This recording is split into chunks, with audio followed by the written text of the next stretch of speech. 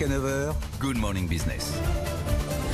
À 8h19, je suis avec Julien de Normandie, le ministre chargé de la ville et du logement. Bonjour Julien de Normandie. Bonjour. Vous êtes dans l'actualité pour deux raisons. D'abord le BTP, le redémarrage de la construction, on va en parler. Et puis le plan d'apprentissage, parce qu'en tant que ministre de la ville, c'est très important pour les quartiers qui fournissent des bataillons d'apprentis qualifiés, de leur donner effectivement du travail à la rentrée. On va parler de ces deux sujets. On va commencer par la construction et le BTP. On en est où dans le redémarrage des chantiers? Alors Emmanuel Le Chypre nous disait les derniers chiffres de la CAPEB et de la FFB, 83% des chantiers ont redémarré, mais seuls 50% tournent aujourd'hui à taux plein. Est-ce que vous êtes encore un peu déçu de la vitesse du redémarrage de la construction? Ce que je constate, c'est que la reprise, elle est là, et surtout que l'envie de reprise, elle est pleinement là. Ah, je vous confirme. J'étais sur plusieurs chantiers depuis la fin du confinement, et je peux vous dire qu'il y a une envie de la part de tous, des entrepreneurs, des entreprises, des salariés, de reprendre les chantiers et la construction. Cette envie, elle est partagée pleinement par les Français qui attendent d'avoir leur logement également à fournir. Les derniers chiffres dont on dispose, ils datent maintenant du 28 ou du 29 mai. Ils étaient effectivement à 83% des chantiers qui ont été repris. Depuis lors, d'autres ont repris, parce que ce 83%, 10 jours avant, il était à 50%. C'est vrai. Donc on voit que cette reprise, elle est vraiment là. Quand vous prenez l'Île-de-France, par exemple, la Fédération des promoteurs immobiliers, la semaine dernière, indiquait que sur l'Île-de-France, 95% des chantiers reprenaient.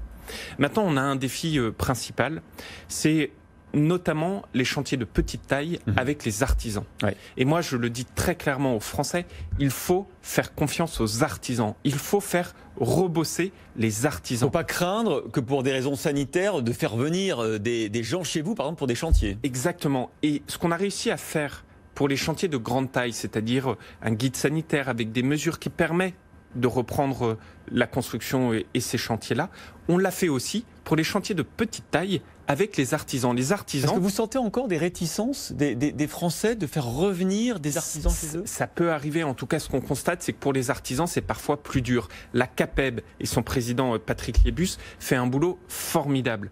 On était là aussi sur des chantiers avec Patrick Liebus il y a quelques jours pour en appeler à tous les Français en disant faites confiance à vos artisans. Je crois que c'est très important parce que toutes ces mesures sanitaires, elles ont été prises, elles ont été définies avec les artisans et aujourd'hui, on peut faire revenir chez soi les personnes pour faire la rénovation en toute sécurité. Est-ce que dans le projet de loi de finances rectificative qui sera déposé en Conseil des ministres la semaine prochaine, il y a des bonnes surprises justement pour les Français qui vont faire des travaux? Est-ce qu'il faut les encourager encore davantage pour les travaux de rénovation énergétique par exemple? Ça serait une bonne occasion de faire revenir les artisans chez soi. Il y a un formidable outil qu'on a créé en début d'année, qui est passé un peu inaperçu parce que depuis lors, il y a eu le confinement, qui est un nouvel outil qui s'appelle MaPrimeRénov'. Vous savez, avant, il y avait un crédit d'impôt pour les travaux énergétiques. C'était quoi le problème de ce crédit d'impôt? C'est que vous faisiez les travaux et puis vous aviez la subvention de l'État un an après. Et la conséquence, c'est quoi? C'est que tous les ménages modestes, ils ne pouvaient pas le faire. Et donc, on a transformé tout ça. C'était beaucoup de travail. Et on a créé un nouvel outil qui s'appelle MaPrimeRénov', qu'on va continuer à améliorer. Je le dis très clairement, on va continuer à l'améliorer. Et aujourd'hui, moi, c'est-à-dire dès la semaine prochaine, peut-être qu'il y aura peut-être des annonces là-dessus? Non, parce que c'est des projets de loi dans le plan de relance de septembre, par exemple, dans le projet de loi de finances de fin d'année. Mais on va continuer à l'améliorer. Cette prime qui existe depuis début janvier, qui est très importante parce qu'elle est simple d'utilisation. Elle a continué à fonctionner pendant tout le confinement, avec le travail fait par les agences de mon ministère. Et là aussi, toute personne voulant faire des travaux de rénovation chez soi, un seul réflexe, maprimerenov.fr. On va regarder.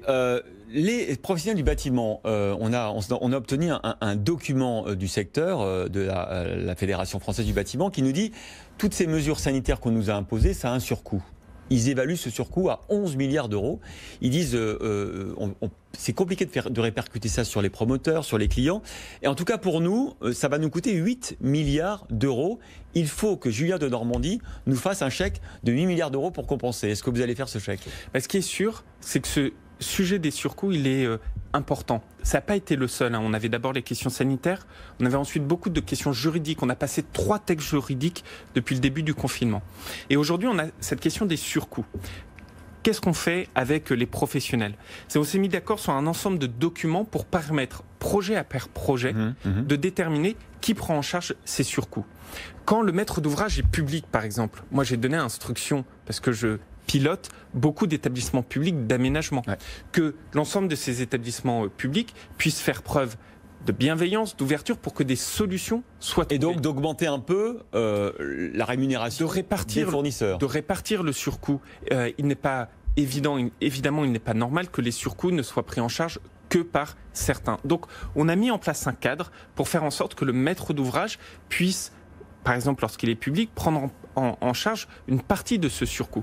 Maintenant, sur le terrain, il y a cette intelligence collective entre le promoteur, le maître d'ouvrage, l'opérateur, le constructeur, qui fait que dans beaucoup de cas, on arrive à trouver des solutions. Donc il n'y aura pas, vous me dites ce matin, il n'y aura pas l'annonce dans les jours qui viennent d'une annulation de 8 milliards d'euros de charges sociales. Mais les surcoûts, on les observe partout dans la société aujourd'hui. Les surcoûts, vous en avez partout dans tout secteur d'activité. Ce que moi je dis, c'est que on va continuer à accompagner les entreprises pour que des solutions, projet après projet, puissent à chaque fois être trouvées. Je ne peux pas être plus clair. Et je crois que c'est ça qu'il nous faut faire. On a déjà beaucoup travaillé avec les fédérations, notamment du bâtiment, que je salue, pour qu'on puisse élaborer les plans bonnes spécifiques.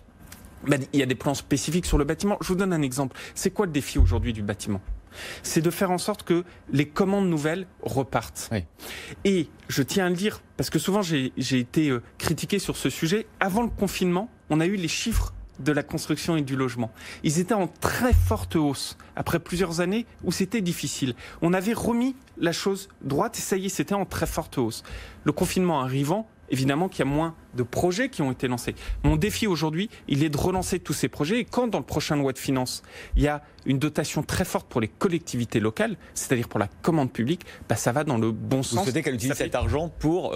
Évidemment, mais je crois qu'elle aussi. L'autre sujet, évidemment, c'est le plan apprentissage du gouvernement qui a été présenté hier. C'est très important parce que les apprentis, notamment dans les quartiers dont vous vous occupez, ont besoin d'avoir des employeurs qui leur proposent à la rentrée des contrats d'apprentissage. Tout à l'heure, j'étais avec le président de l'ANAF, l'Association nationale des apprentis de France. Il était très content. Il a applaudi au plan, mais, me disait-il, puisque désormais une entreprise peut avoir un apprenti de moins de 20 ans gratuitement, c'est ce qu'on obtient quand on fait le calcul des primes. Est-ce que ça ne va pas décourager les chefs d'entreprise à prendre un apprenti sans rien lui faire faire? Moi, je ne crois pas. Vous savez, moi, je crois à la force du collectif. Tous vos collaborateurs sont des personnes avec qui vous avez d'ailleurs le plus souvent grand plaisir à travailler et envie de travailler avec eux. Donc, vous ne vous posez pas la question de savoir s'ils vous coûtent 1, 2, 10 ou 100. Vous avez juste envie d'avancer ensemble. Et je crois que c'est pareil avec un chef d'entreprise et un apprenti. Après, c'est très important ce que nous avons annoncé hier. C'est d'abord une mobilisation générale pour l'emploi. Parce qu'on voit bien aujourd'hui, on a un défi, c'est le travail, le travail, le travail. Et puis est-ce qu'il y aura une génération Covid, une génération sacrifiée, les 700 000 jeunes qui vont arriver sur le marché? Et donc c'est lutter contre le chômage, et notamment le chômage des jeunes, dans les quartiers, mais dans tous les territoires. Et donc face à ça, il y a une solution qui marche très bien. C'est pas la seule, mais elle est très importante, c'est l'apprentissage. Hier, on a annoncé des primes exceptionnelles. 5 000 euros pour les moins de 18 ans, 5 000 euros pardon, et pour toutes les boîtes. 8 000 euros pour les plus de 18 ans, 5 000 pour les moins de 18 ans, 8 000 pour les plus de 18 ans, et avec des primes qui sont ouvertes aux entreprises, qu'elles aient ou pas plus de 250 salariés. Avant, c'était réservé aux entreprises de moins de 250 salariés. Et donc, on a ouvert tout cela pour faire en sorte que les entreprises reprennent des apprentis, pour faire en sorte que les jeunes ne soient pas sacrifiés par le Covid et pour matérialiser cette mobilisation générale pour l'emploi. C'est ça notre cap, depuis le premier jour d'ailleurs, et qu'on va renforcer encore. On a donné aussi un délai supplémentaire aux jeunes, 6 mois au lieu de 3 mois pour trouver un maître d'apprentissage. Est-ce que c'est suffisant? Est-ce qu'il ne fallait pas le donner 1 an?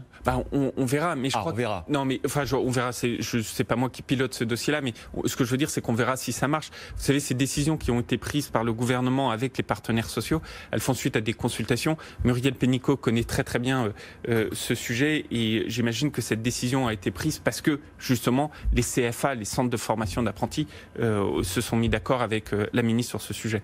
Merci beaucoup, Julien Denormandie, ministre de la Ville et du Logement, d'avoir été avec nous ce matin dans Good Morning Business.